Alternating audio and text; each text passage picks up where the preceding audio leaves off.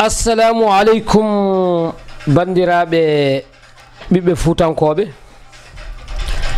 Assalamu alaikum ɗo mbawɗen wonde duunde babadam he taku ɓi fuutanki dagana ha demmankani mi wi ɗum assalamu alaikum wa rahmatullah. Dane Maayo ha Ferlo mi wi ɗum assalamu alaikum wa rahmatullah. Bandiraɓe oɗo vidéo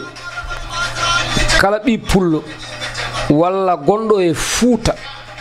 woni wolof woni serer woni ɗemɗe goɗɗe oɗo vidéo wonmo partagé ha ɓiɗɗo fuutanke taw kanko innirtotoɗo Fuuta jiyowo caɗele Fuuta wawa heɗade oɗo vidéo. Bandiraɓe tagui oɗo vidéo waɗede ko yidde tintinde ɓiɓɓe fuutankoɓe wol mouvement cosaɗo ene wiye mouvement président YEýO fuutankoɓe. Président YEýO fuutankoɓe oɗo mouvement o waɗa ko en 2019 gila nden noon bandiraɓe musidɓe tedduɓe aɓe ndewi hen pour yidde yurnitade gueɗe fuutankoɓe aɓe jiiɗi yurnitade gueɗe fuutankoɓe hol goɗɗo ko woni priorité ɓiɓɓe fuutankoɓe. Eyyi bandiraɓe oɗo 2020 mo gonɗen janvier ɓe mbaɗi démarré pour le priorité ji mabɓe no foti holɗum ɓe mbi bandiraɓe ndema gaynaka awo ya garta kalɗo ɓi fuutanke wawi yaade taɗa wawi joftude e galle ma cuuɗi cafriɗɗi cuuɗi janguirɗi bandiraɓe ɗum ɗo woni priorité ji mouvement président YEýO fuutankoɓe.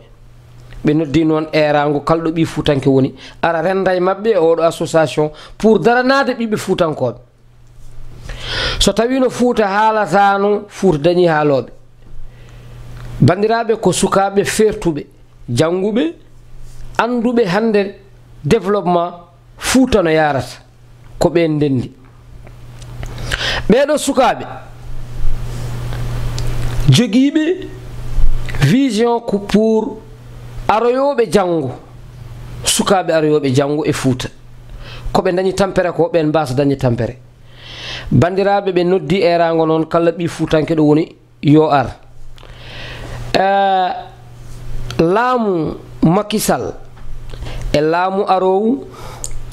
depuis 1960 Fuuta wolko ɗawa ko ɓiɓɓe fuutankoɓe dari pour yidde ɗawtude ɓiɓɓe fuutankoɓe ko ɗawa ko. ɓe mbi noon kala garowo yo ardu haqqille kala jiɗɗo arde yo arda miijoji pour yoltude ɓiɓɓe fuutankoɓe tampere ngoni nde.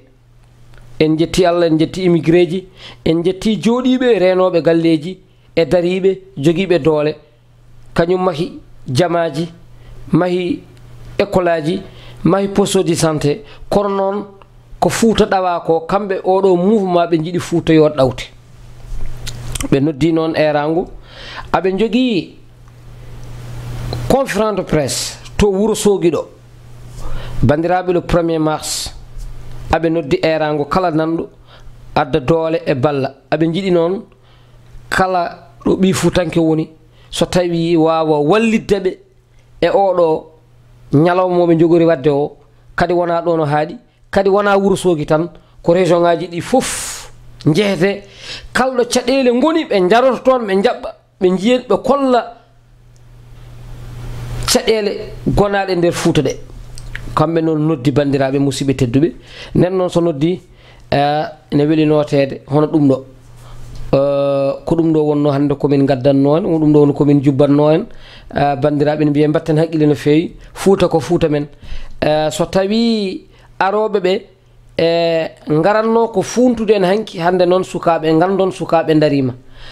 wona kadi Macky Sall tan kala lamɗo garɗo ko Fuuta foti hebde ko koɓe dariɓe keɓata ko Fuuta heɓiti ko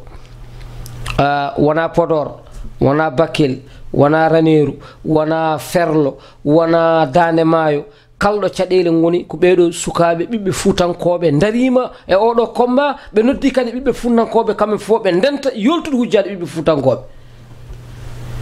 kala gonɗo e département aɗa jogui représentant sa yilima tan a yitat sa yiiɗi wadde jokkodirde oɗo mouvement aɓe jogui panel aɓe jogui association carte membre ma aroy kono noon conférence de presse o aɓe noddi le 1er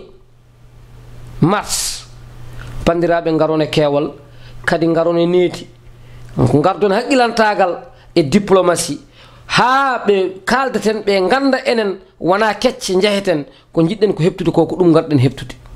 so tawi Fouta ɗawanoma gandon Fouta ɗaware e ɗawtade e Fouta kadi ne yonti